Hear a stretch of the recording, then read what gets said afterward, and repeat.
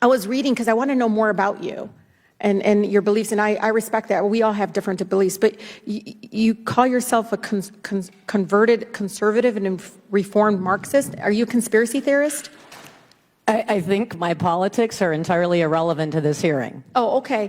Why were you winking at one of my colleagues on the other side of the aisle? You winked. Because I know Glenn Grothman. Oh, that's what it, so the winking, did he? He introduced me. Oh, he's a friend of mine. Okay, I understand. I didn't know what the winking was, because I thought maybe there was something like a conspiracy thing going on there. I didn't know. You think there's a conspiracy in this hearing, ma'am? No, I actually think people are speaking truth here, and you can provide information. May I address the truth? No. Well, the truth to you is very different for the majority of people in this room who do believe that children are being The truth for me is I targeted by quit bad smoking with these cigarettes, and so did 8 million other people. You're still smoking. I'm not smoking. Thank you. And I'm not lying under oath. Order, please. I will say that Bernie Sanders came back. You guys are crazy! You're an animal. Get a job. Rashida! We are all Rashida! If I can die. Honestly, I've never felt more Palestinian than I ever felt in Congress. Even in Palestine, when I'm visiting my grandmother, I'm more American, like to the Palestinian. But I'm more Palestinian in the halls of Congress than I am anywhere in the country, in the world. And that just tells you just the fact that they weren't ready for us. They really weren't, but we were ready for this.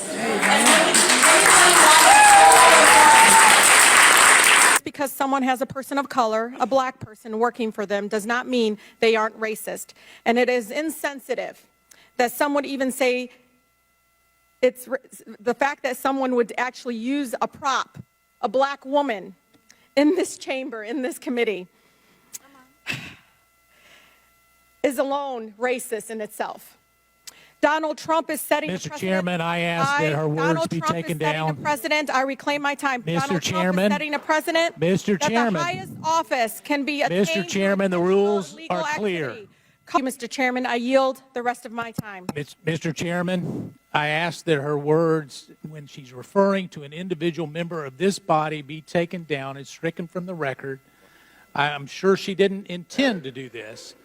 But if anyone knows my record as it relates, it should be you, Mr. Chairman. Mr. Chairman, I would like to... Hold on. I want the words read back. No. We want to know exactly what she said about a colleague. Excuse me. Would you like to rephrase that statement, Ms. Tlaib? Thank you, Mr. Chairman. I can actually read it from here. Just to make a note, Mr. Chairman, that just because someone has a person of color, a black person working for them, does not mean they are racist. And it is insensitive that someone would even say racist, say it is racist in itself, and to use a black woman as a prop to prove it otherwise. And I can submit this for the record.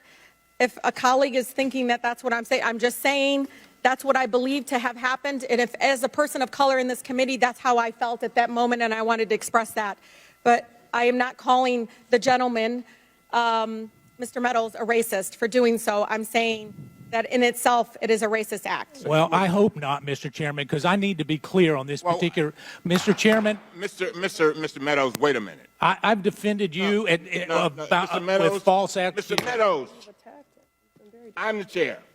Yes, sir, you are. Thank you. Right. I will clear this up. Now, Ms. Tlaib, I want to make sure I understand. You were not intending to call Mr. Meadows a racist, is that right?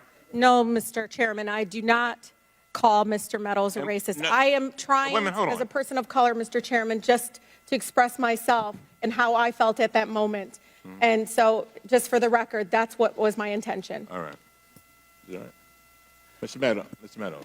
Mr. Chairman, there's nothing more personal to me than my relationship. My nieces and nephews are people of color. Not many people know that. You know that, Mr. Chairman. And to indicate that I asked someone who is a personal friend of the Trump family, who has worked for him, who knows this particular individual, that she's coming in to be a prop, It's racist to suggest that I asked her to come in here for that reason. Mr. President, the president's own person. She's a family member. She loves this family. She came in because she felt like the president of the United States was getting falsely accused. And Mr. Chairman, you and I have a personal relationship that's not based on color.